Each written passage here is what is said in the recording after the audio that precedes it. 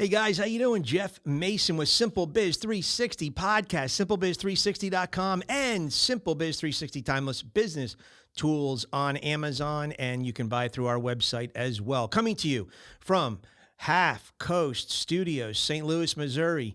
Dietz and Matt on the boards working the magic to make it sound and look great. If you're listening to us on one of our 27 audio platforms, we just want to let you know that the set looks like an American flag here, a little mural in the background. It's got Remote Biz 360, little guy typing at his desk inside his home. And we got a book and just a piece of paper. So that's kind of our props for the day. And we today are going to be talking about curveballs.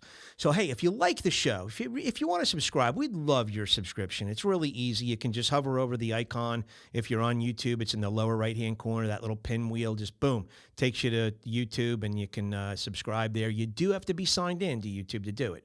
Or you can follow us on any one of the 27 listening platforms. We'd love to have you come along each week. And all that subscription does, you get a notification every Thursday morning, 7:30 a.m. Central, whenever our show goes live, and you get it picked up. So again, what are we trying to do here? What is this all about? We're just trying to stir thought, give you some ideas, give you some things to chew on and think about, and to give you some, concrete ideas to help change and improve your business. Just 1% at a time. You just want to go up one stair-step ladder at a time. Imagine if you were able to put 20 little improvements in, 21 percenters. You'd have so much more improvement baked into your company. That's what we're all about. We're not a guru. We're not claiming we're anybody great. We've never built multi-million-dollar companies. We live in that zone where 80% of us operate in. We've got a lot of people that not a lot of people, but people that fail on that 10% downside. We got people that are ultra successful on that 10% upside. We're trying to speak to the middle of the pack, and we're trying to say, hey, look, there's ways to be different. There's ways to hit your pillow at night and feel better about what you're doing. There's ways to get more out of the effort and time and money you're putting into your businesses. There's ways to secure a great living and to increase your income, to increase your company's bandwidth and success rates, and get more repeat and referral customers. But we're not promising you're going to be millionaires off this. You might. Great. We're just saying, hey, we want to lay out some great stuff that we've learned from other third parties and from our own experiences, and we want to pay it forward and just let you have some of that insight. And so that's what we're all about. So today we're going to be talking about curveballs. And what do I mean by that? Well, we all get them. I mean, everybody gets curveballs in life and in business, right? They come in all shapes and sizes. They come in various speeds, frequencies, and severities. They are personal and business. Sometimes the personal curveballs affect business. Sometimes business curveballs become personal. How do we process them? How do we manage them?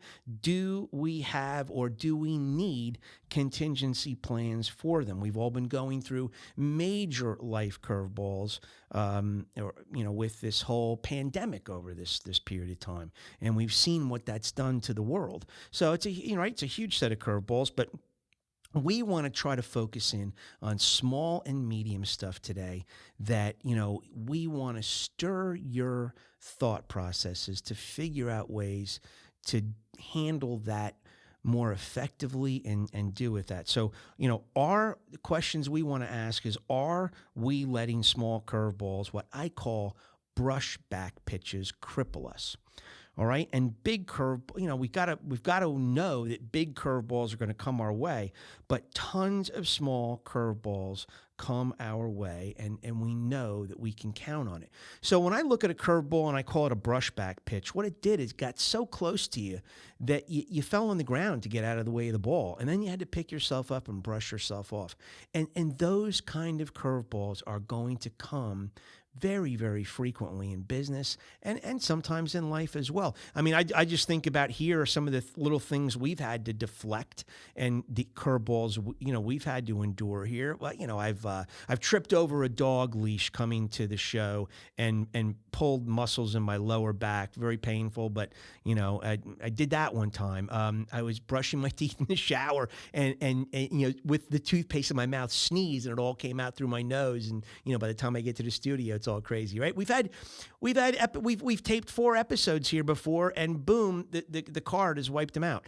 We didn't get retained in the card. So what do? We had to tape them over again. Do we cry? Do we yell? Do we scream? No. These are just things that happen. We've got to just brush ourselves off, get back up. Those things in life and in business happen. And if we spend too much time focusing on these small or medium-sized curveballs and let them cripple us, what are we going to do with the big curveballs, right? So, some of us, and some of these, little curveballs might end up, these, that in the end, they might really be small and nothing. And yet we're making a big molehill out of them right now. So what we have to really realize is just that we know they are going to come for sure. So I want to just give you a little idea of a situation I encountered in my life, and I just want to show you the tremendous silver lining out of this. But just go along with me here on this little story. So in 1986, I was recruited away from a company I loved. You've heard me talk admirably about it before, Linear Business Products. I loved it, and I was recruited away to go, and the promise I had there at this new company was I could open up a district office in any of 4 cities I wanted. They gave me a choice of 4 cities. And so right off the bat, I chose Philadelphia. So long story short, went down to Philadelphia. I was in the New York market at that point. Moved my family down to the Philadelphia area. Was building a house there, and so I get 3,500 square feet at 8th and Arch Street in Philadelphia. We start building out this facility. I've been there for 3 weeks. I'm now working in some shelter office. And the owner of a company tells me one day, hey, drive up to northern New Jersey on Monday. I've got something to tell you. So I drive up to the company on Monday, and he proceeds to tell me that the bankers pulled the funding to go ahead with the office in Philadelphia, and that I had to go back that night, leave everything behind, talk to nobody, just leave it all behind me. And I had to show up at 8 o'clock Wednesday morning in northern New Jersey, and he would give me a sales territory instead of running a district office, a sales territory. And if I showed up Wednesday, great, I had a job. If I didn't show up Wednesday, it's been nice knowing you. Take care. I wish you the best. So obviously this was a shock to my family.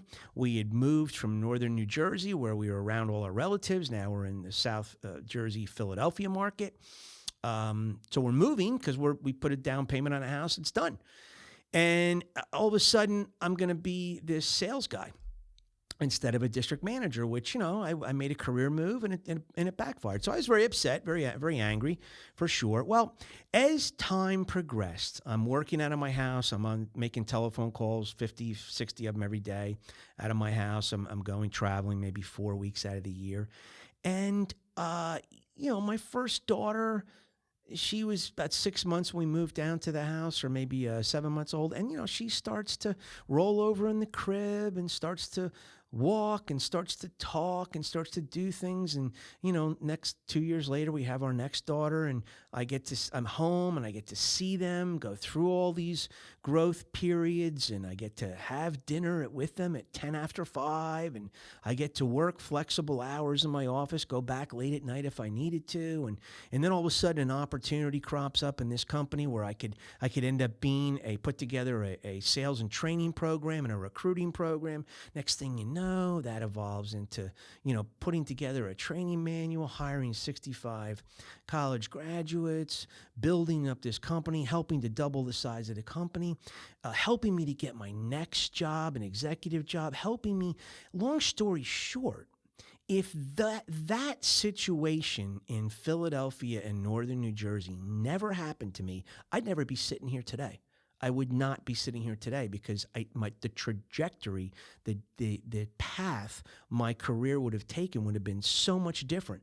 So whereas at the time, that was a major curveball. Oh, yeah, let me tell you something. I brushed myself off. I got back up, but I held on to that bat. I was really ticked.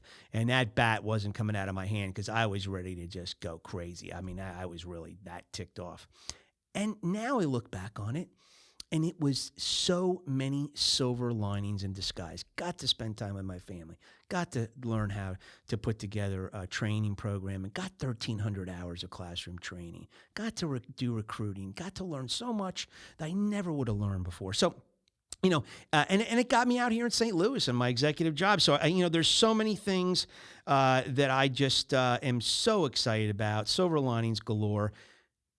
Use that story, and if you're mired in something in your own life, if you're going through something right now, I just encourage you to have faith that it may be a silver lining in disguise. We've seen what I call remote biz 360. One of the things that came out of the pandemic were so many people were forced to work out of their houses. And so, some people didn't like that. Some people love office environments. They like the camaraderie. They like to be around. There's a lot of bad things that came with that too. But if you look at the silver lining of some of these things, and we have to in life, we have to look for the bright spots, or we'll go crazy. And what are some of the bright spots? We got to spend time with family, learn more about our kids. They learn more about us. We've been involved in having flexible hours, working out of our house, living better diets than maybe we would going out for food all the time at lunch and traveling. And, my travel's been cut down significantly because I haven't been able to, there hasn't been customers that really wanted to see me for a long time. But, just so many things happened that drove us inside the house, and we see these silver linings that occurred because of what we've been through. So I just say, hey, my personal message on the small and medium brushback pitches: get ready to hit the ground, get ready to brush off and get back up. Don't let the brushback stifle forward motion. Recognize the small curveballs from the big ones. You will recover from the small brushback pitches. You definitely will. You may get better from small brushbacks as well. It may make you better just having to get up all the time and going at it again. Look for the silver linings. Prepare some contingencies. And seriously, guys, if you own your own company and you do things, prepare some contingencies to help mitigate the small curveballs. Sometimes those curveballs do get medium size. They got large size for a lot of restaurants and businesses that had to, a contingency plan had to be takeout and, curbside, and, come and pick up your meals where they didn't offer meals inside. So there are a lot of different things we all went through, those striations. And unfortunately, some states, some countries were penalized worse than others. So, those brushback pitches I'm not addressing today because those are big ones. I'm looking at small and medium size today. But, don't be afraid to ask for help, and use the power of prayer to help you get back up. I mean, God's there to help you too, if you're a believer, and, he wants to help. And I've learned that the hard way too. But hey, don't be afraid. You heard Rick Diana say, don't be afraid to ask for help. And really it's a key point in our professional growth. If we need to, let's do it, right? Just reach out, and you'd be surprised at how many people will really want to help you if you ask. So enough said. Sorry, I hit the table. I've got that little, steering wheel drummer in me. I just keep hitting this table. They go, hey, just be cautious about the table. Is that right? But hey, 1965, there was a group formed, and I'm going to use this group of singers today to send a very special 38th anniversary message to my wife, Monica. Tomorrow is our 38th anniversary, and I am just so blessed to have her in my life, and I don't know where I'd be without her, that's for sure.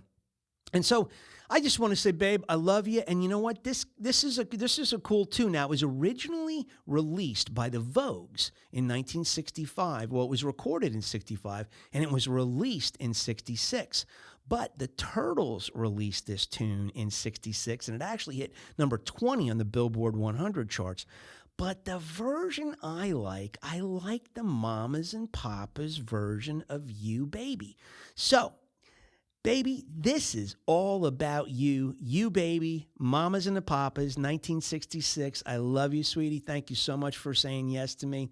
And guys, have a great week. Don't forget, Respond to all inquiries, follow up, follow through is the rubber meeting the road. Customer perception is customer reality. Do everything you can to make that healthy. We'll see you next week, guys. Thanks so much. Happy anniversary, babe.